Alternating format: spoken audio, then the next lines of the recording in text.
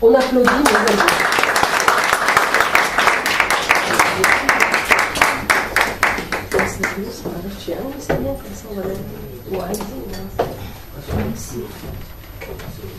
Non, c'est Simone Rizet.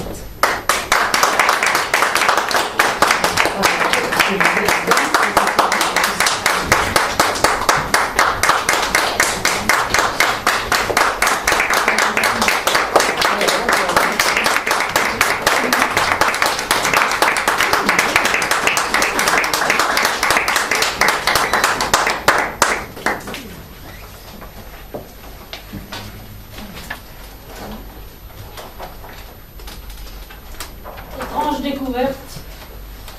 Madame il le savait. L'inspecteur, l'homme aux yeux noirs. Concentrez-vous. Je ne le voudrais pas. C'est plus fort que moi. Peut-être aurez-vous raison lorsque vous découvrirez les coupables. Faites un effort. Nous n'avons pas avancé depuis la soirée du meurtre. Parce qu'il n'y a pas eu de meurtre. Vous avez confondu entre disparition et meurtre. Non, il m'est impossible de vous expliquer ce qui s'est passé. Il me semble que je n'ai rien vu. Si, elle était là, debout. Elle me regardait. C'est tout. Je n'ai pas l'intention de vous accuser. Seulement, pourriez-vous nous aider?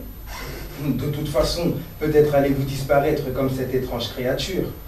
Elle était intelligente, mais un peu bizarre. Que devrais-je faire? Je peux par exemple constater un changement, cette disparition. Cependant, vous insistez sur une enquête qui n'a aucune raison d'être, car il arrive que des êtres disparaissent en se volatilisant, sans laisser de traces, comme cette femme. Mais on a sa photo. Les documents portant sa signature, elle a bien dû exister. Oui, évidemment, elle a existé.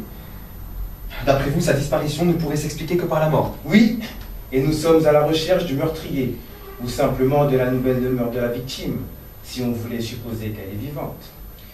Il n'y a pas, à mon avis, différentes hypothèses, à moins que chacune soit liée à une personne différente. Je suis patient, même si je dois enquêter sur la disparition de plusieurs personnes liées à cet événement. Je vous félicite. Cette enquête va nous aider, tous. Même si elle risque de vous culpabiliser. Qui de nous ne voudrait pas être coupable? Avez-vous eu des cauchemars la nuit? Dans certains cauchemars, n'étiez-vous pas coupable? Qu'aviez-vous fait pour vous défendre? Rien. Vous vous êtes brusquement réveillé. N'est-ce pas dommage? Récapitulons. Vous avez dit qu'elle était debout et qu'elle vous regardait. Et après? Elle s'est dédoublée. Je me suis tenu la tête au fur et à mesure que la pièce se remplissait de ses doubles. Remarquez, toutes ne se ressemblaient pas entièrement, mais j'ai bien remarqué qu'elles se détachaient d'un seul être, de cette femme bizarre et intelligente. Je vous crois, mais n'essayez pas de me décevoir. Si, car dès le départ, je vous ai confirmé l'inexistence d'un drame.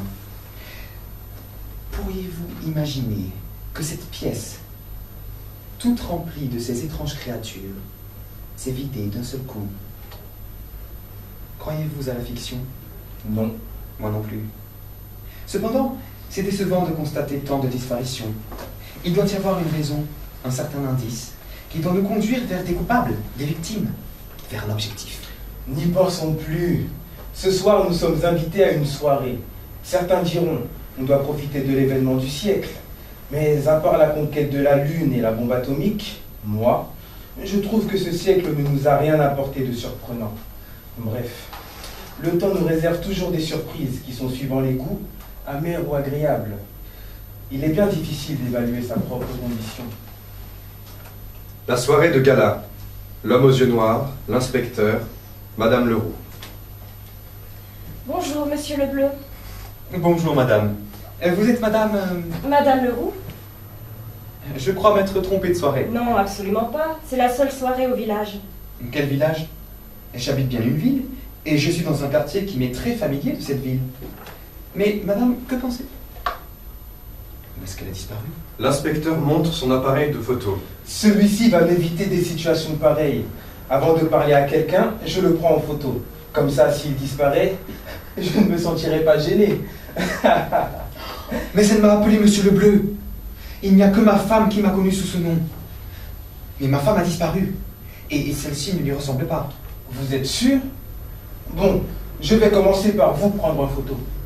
Mais moi, je ne risque pas de disparaître. Et je n'ai ni amis, et ni ennemis, même pas de parents. Ah, de vous, je vais prendre une double photo. Vous êtes une denrée rare.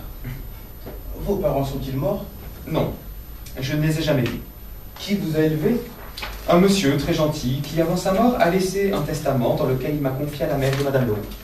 Donc vous connaissez Madame Leroux? Oui. Donc vous m'avez menti? Bravo! À la fin de cette soirée, je vais vous arrêter. N'essayez surtout pas de vous enfuir, j'ai 2 photos de vous. Elles ne sont pas identiques. Oui, mais moi je saurais vous reconnaître parmi 1000. Paulette s'approche de l'homme aux yeux noirs. Bonjour, monsieur le bleu. Bonjour, madame... Madame le vert.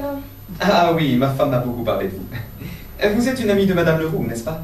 D'ailleurs, je la cherche. Désolée, elle a eu un empêchement, elle s'est excusée. Mais c'est elle l'animatrice de cette soirée? Oui, mais depuis la disparition de votre femme, elle n'a revu personne. D'ailleurs, on ne sait pas si elle est restée dans le village ou si elle a émigré. Personne n'a le droit de quitter cette ville! Excusez-moi tout le monde. Qu'est-ce qui vous a pris? D'abord, cette Madame Leroux, je ne l'ai jamais connue, voilà. Bon, peut-être je ne vous arrêterai pas. Après tout, ça ne change rien. Allons boire un verre. Je vous assure que je n'ai jamais connu Madame Leroux. Je n'ai pas l'intention de vous interroger. Cependant, il y a une chose qui m'inquiète. Vous prétendiez tout à l'heure que nous sommes dans un quartier qui vous est familier. Eh bien, mon cher ami, nous sommes dans un village. D'ailleurs, ce village est atypique, puisqu'il y a cette grande ville-là. Et le reste, ce sont des maisons plutôt ordinaires. La ville est bien loin. On peut y accéder par le train ou par la route. Soudain, une explosion fait vibrer la villa. Ce doit être une bouteille de gaz. Ces explosions deviennent très fréquentes. Et des mesures de sécurité? Vous savez, sur 100 accidents, on arrive à enquêter sur 20. Et sur les 20, 5 aboutissent. Et sur ces 5, on identifie 1 ou 2 coupables. C'est maigre, mais il faut savoir se contenter.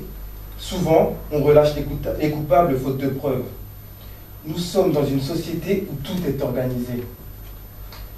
Tout à l'heure, vous m'avez dit que vos 2 photos ne pouvaient être identiques. Une femme s'approche de l'inspecteur. Monsieur Lebrun. Ah, Madame Leblanc. Quelle étrange surprise. Nous ne nous sommes pas vus depuis la destruction du village. Le village, oui, en effet, mais il n'a pas été détruit. Quelques explosions et les gens se sont enfuis. Moi, je suis resté. Moi, j'ai émigré avec mon mari et les enfants. Quelle heureuse rencontre. Qu'est-ce que vous faites ces jours-ci? Ce que je faisais il y a une vingtaine d'années. Ah bon?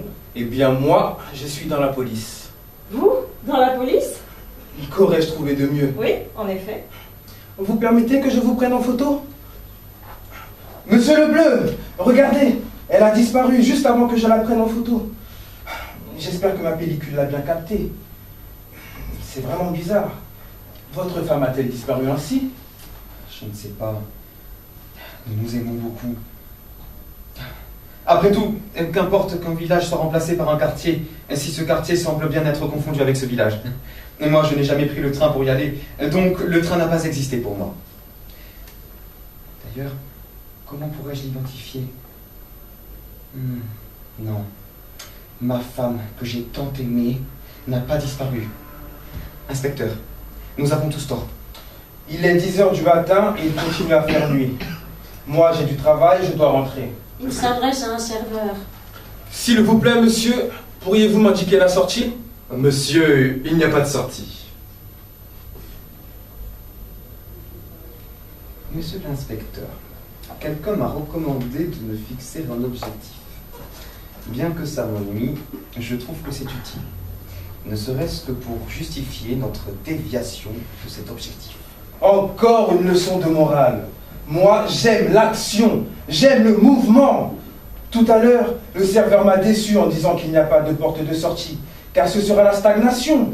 Que le jour ne veuille pas se lever, que j'aille tard à mon bureau, c'est quelque chose que je supporte mal, mais je le supporte quand même. Mais ce que je trouve aberrant, c'est qu'il n'y ait pas une porte de sortie. Où va aller tout ce monde? Une femme féerique s'approche de l'inspecteur. Monsieur Lebrun, Venez danser avec moi. Madame, veuillez accepter que je vous prenne en photo. Vous seriez déçu. N'empêche, je cherche les traces. Je suis bien sur une piste, mais votre beauté est bien inquiétante. Je ne veux pas vous ensorceler, mais je ne vous laisserai pas découvrir mes défauts. Madame, je ne crois pas ce que je vois ni ce que je sens. Tout est superflu. La beauté est comme le mal. Il faut tout apprécier pour pouvoir conclure que la vie des autres est très riche par rapport à la nôtre, et que par conséquent, notre vie n'a aucun intérêt par rapport à celle des autres. Mais n'oubliez pas la condition. Il faut vivre toutes les aventures sans être sélectif. Venez, madame, moi je voudrais danser avec vous. Monsieur Lebrun a énormément de travail. Il se dirige vers la piste où un orchestre est juste improvisé. Et les couples se joignent à eux sans faire attention au glissement de cette piste vers une porte de sortie où tout le monde finit par s'engouffrer. Sauf l'inspecteur qui, au dernier moment, découvre qu'il est bien seul. Il va vers le serveur. Monsieur, je vous demande la porte de sortie. Avec plaisir, monsieur. Mais c'est la porte d'entrée. Et de sortie également. Si je comprends bien, je suis le dernier des invités. Les invités ne sont pas encore arrivés. Nous sommes au grand jour. Mais hier, il y avait bien une soirée. Hier, c'était relâche. Mais vous pourrez venir ce soir, monsieur. Avez-vous une carte d'invitation? Hier, je suis entré sans carte. Oui, évidemment, c'était relâche. Vous savez, je supporte mal ce divertissement. En plus, quelqu'un m'a volé mon appareil de photo. Je vais tous les arrêter, sale bande de voleurs. Venez ce soir. Vous en trouverez une centaine. Je n'ai absolument pas l'intention de plaisanter. Des coupables, il y en aura toujours. Ce n'est pas ça ce que je cherche. Excusez-moi, monsieur, mais qui cherchez-vous? Des innocents. Mais pourquoi? Pour les arrêter. C'est ça mon métier. Arrêter des innocents, c'est une bonne idée. Que voudriez-vous qu'on fasse des coupables? Ils puent, et puis cette alliance avec leurs victimes les protège de la justice. Alors qu'un innocent est prêt à subir sa condition avec dignité. Et lorsque la sentence est prononcée contre lui, c'est à peine si vous l'entendez crier « Pitié, je suis innocent !» Ça, c'est digne de traverser un cycle entier. Tenez, par exemple, un homme entre dans la fonction publique, passe toute sa vie sans incident. Il est bien nourri, il paie ses impôts, puis passe à la retraite, il vivote et il meurt. C'est ce que j'entends par cycle. À peine a-t-il le droit de protester contre sa culpabilité. Il est humble et consciencieux et finit toujours par mourir dans la dignité. Tel homme est la cible de la justice. Et les autres? Allez, montrez-moi la sortie. Mais monsieur, c'est bien par cette porte d'entrée. Vous croyez qu'il sort son revolver? Vous croyez que je bavarde avec vous pour ne rien dire? Vous êtes bien un complice de cette sale bande de rêveurs.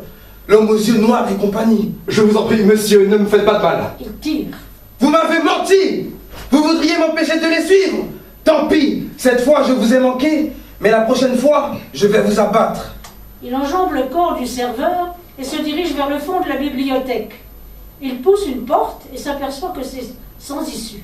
Tant pis, je reviendrai ce soir. Il se dirige vers la porte d'entrée, n'en sans jeter un regard de pitié sur le corps ensanglanté du serveur. Quelque chose cependant l'arrête, le sourire paisible se dessinant sur les lèvres du serveur. Il s'approche de lui et ne peut s'empêcher de crier « Au voleur !» car il découvre à côté du corps son appareil de photo et de s'exclamer « Ah, maintenant je vais pouvoir développer mes photos. Ça va m'aider énormément dans mon enquête. » Noir.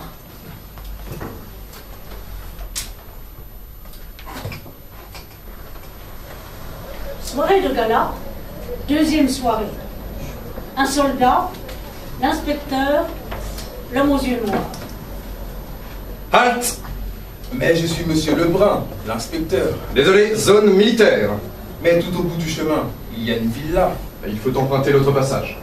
Depuis quand êtes-vous de service? Depuis 6 heures. Et avant? Avant, je protégeais un autre chemin. Loin d'ici? Très loin. Je suis arrivé ici par hélicoptère. Ah, c'est bien compliqué. Il faut que je cherche cet autre chemin. L'homme aux yeux noirs s'adressant au soldat, lui montrant une carte. Monsieur l'inspecteur m'accompagne. En fait, je suis sous sa protection. Ah, monsieur le bleu. C'est bien hier qu'on s'est séparés. Hélas. Et pourquoi ne nous avez-vous pas suivis? Vous aviez disparu. Vous avez bien déçu cette ravissante femme. Bref, avez-vous développé les photos? Oui, Vous nous avez tous identifiés? tous, sauf votre femme. Mais elle n'était pas là. Monsieur le Bleu, votre femme est bien vivante. Et je l'ai bien vue vivante la dernière fois. Seulement, ce qui m'a intrigué, c'est que je l'ai revue sous plusieurs formes. Finalement, je me suis senti perdu. Je ne savais plus laquelle était mon épouse. Et puis, c'était bien un adieu, puisqu'il n'est plus réapparu. Sur la pellicule existait une forme étrange. C'est là ma piste.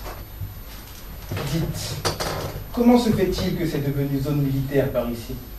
Hélas, les zones civiles ou démilitarisées régressent, manque de confiance. Et vous avez un laissez-passer? C'est normal, et c'est mon quartier.